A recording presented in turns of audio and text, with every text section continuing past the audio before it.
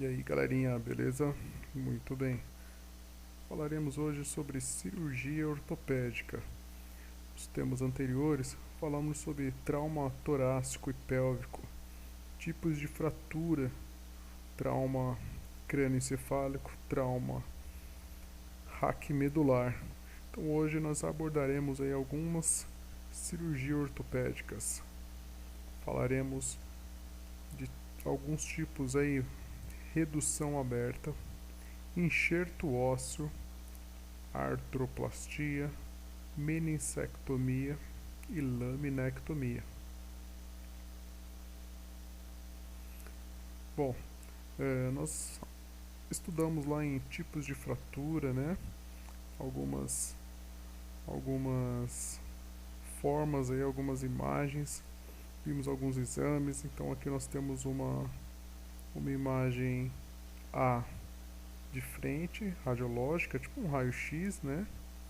E na B nós temos aí um corte transversal, né? Que provavelmente deve ser uma tomografia, certo? Bom, a redução aberta ou cruenta, né? É o tratamento cirúrgico em que os fragmentos ósseos são primeiramente reposicionados, que a gente chama de redução, em seu alinhamento normal. E só então são fixados. Opa, peraí.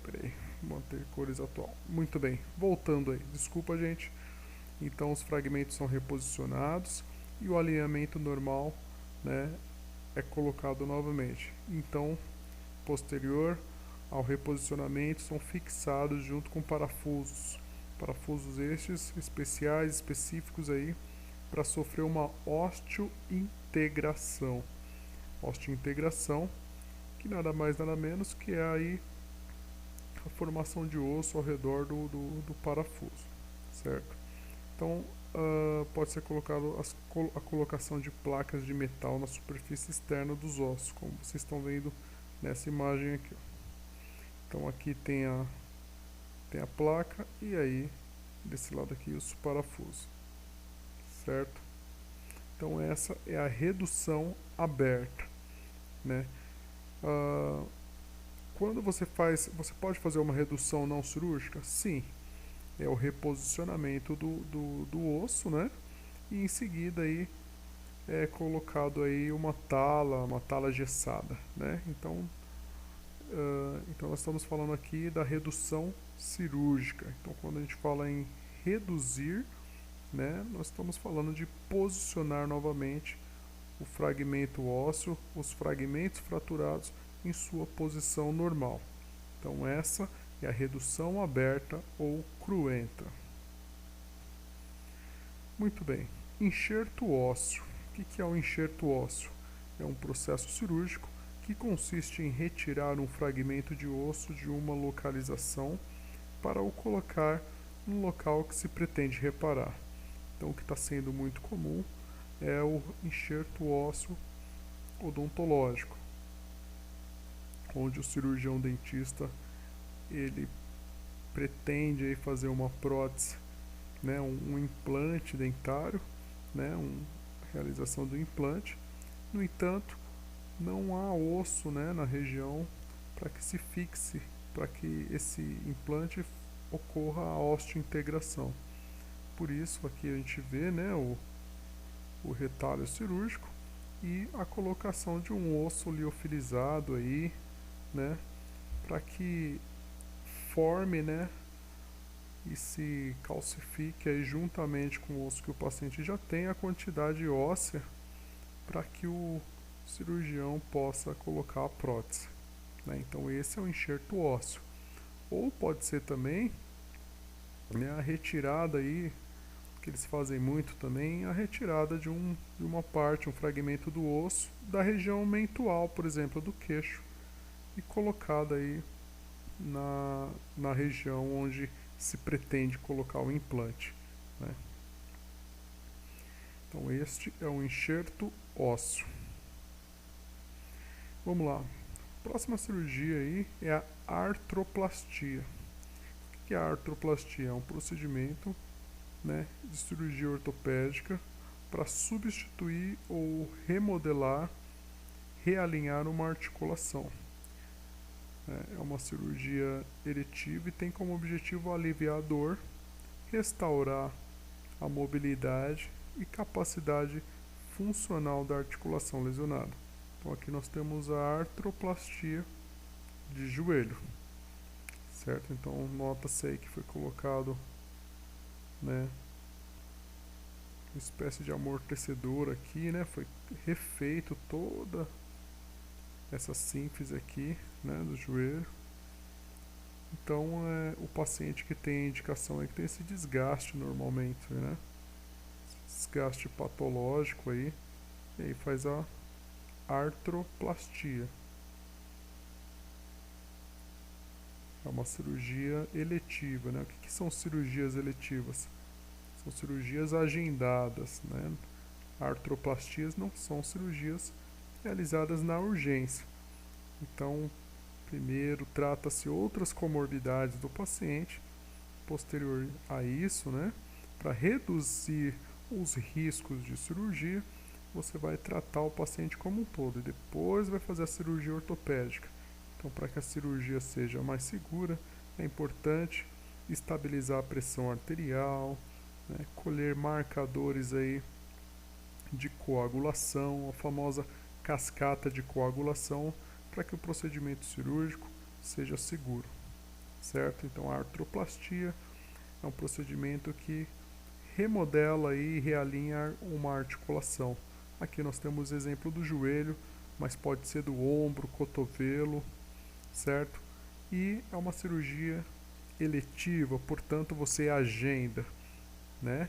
Antes da cirurgia pode ser pedidos alguns exames, né, como tomografia, ressonância magnética, alguns exames para verificar a coagulação do paciente, para que torne aí um ambiente cirúrgico mais seguro.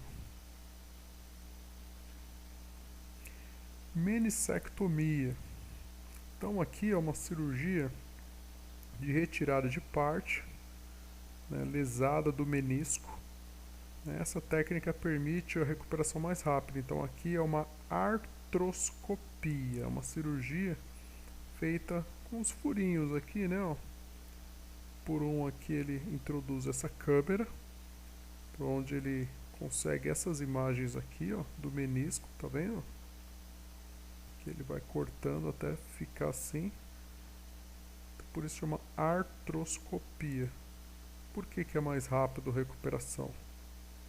Porque é menos invasivo, né? Portanto, você tem menos tecido lesionado para que você chegue ao sítio cirúrgico.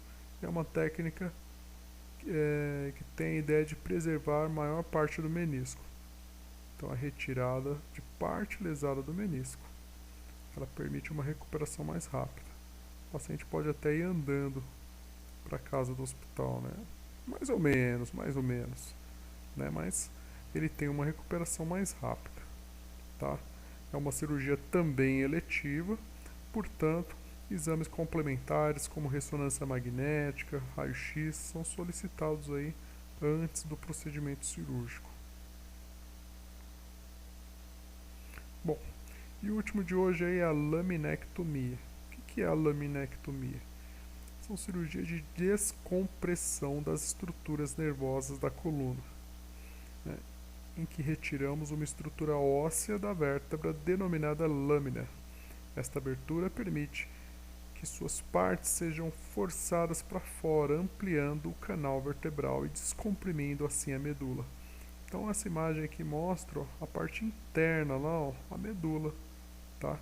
Então quando ocorre o estreitamento do canal medular, ou seja, a compressão, né, da medula, o paciente vai sentir dor, né? O paciente ele tem um quadro, né, se for na cervical, cérvico-braquialgia, torácica, uma dor torácica, aí que pode irradiar ou não para membros, né, uma dor nas costas, uma dorsalgia, for lombar aí uma lombalgia, né? Então a laminectomia é o processo pelo qual é retirada aí uma parte denominada lâmina, essa parte posterior aqui, ó, perto do processo aqui espinhoso, certo? Então, frente a esses procedimentos cirúrgicos, tá? Nós vamos pensar um pouquinho, fazer algumas pesquisas e nos exercitar fazendo essas questões. Então vamos lá, gente. Como estimar risco pré-operatório? Como é possível saber quais riscos o meu paciente vai correr, né? E como eu posso estimar isso?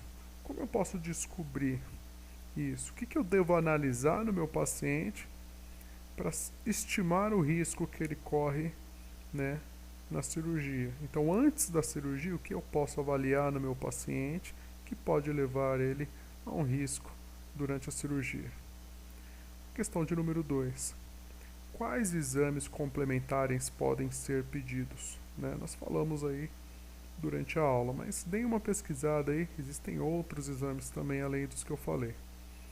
Questão de número 3. O que deve ser feito para minimizar o risco cirúrgico? Né? Quais são as boas práticas, né, que a equipe cirúrgica, não só o médico, né, gente, mas a equipe de enfermagem, né, toda a equipe pode ter para levar uma cirurgia, um procedimento seguro, né? O que se fala muito no hospital é procedimento seguro, né? Boas práticas de segurança, tanto para o paciente, gente, quanto para os profissionais que estão inseridos aí no processo cirúrgico. Muito bem. Questão de número 4. Como avaliar a dor do paciente? É só perguntar, tá doendo, né? Porque a dor é muito subjetivo, né? Nós sabemos que as mulheres suportam muito mais dor do que os homens. Então, como avaliar a dor de um paciente? Né? Quais escalas de dor elas existem? Tudo bem, mas e se o paciente for, por exemplo, um bebê? Qual escala que eu vou utilizar para avaliar a dor desse paciente? Né?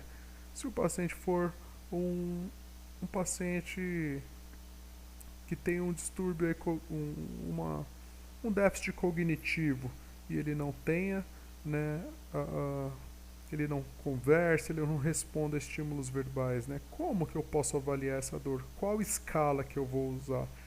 Então vamos lá, pesquisem aí quais escalas de avaliação de dor.